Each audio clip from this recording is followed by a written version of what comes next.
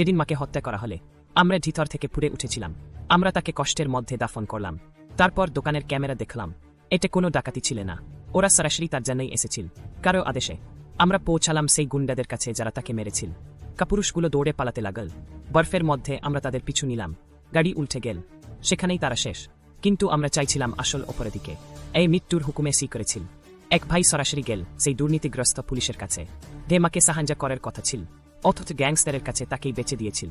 আমার ভাই তাকে মিথ্যে বলে যে তার কাছে মাইক্রোফোন আছে, আর পুলিশ তার স্পিকার একটি শুনে ফেলেছে। ভয়ে পাগল হয়ে সে বন্দুক নিয়ে বেরিয়ে এল আমার ভাইকে ঢাল বানিয়ে, আর সেখানেই তার গল্প শেষ হয়ে গেল। মাইক্রোফোন ছিলি না। ওদিকে আমরা পৌঁছালাম আসল মাথার কাছে। মাকে সমস্যা ভেবে খুনের হুকুম দিয়েছিল, শুধু কারণ মা আমার ভাইজের ওপর হয়ে চদাবাজির অভিযোগ করেছিল। আমরা তার লোকদের টাকার লোভ দেখালাম যাতে ওরা তাকে আমাদের হাতে তুলে দেয়। ওরা এক মুহূর্ত ভাবেনি। শেষে আমার এক ভাই তাকে মুখোমুখি মারপিটে নামান। সে পড়ে গেল।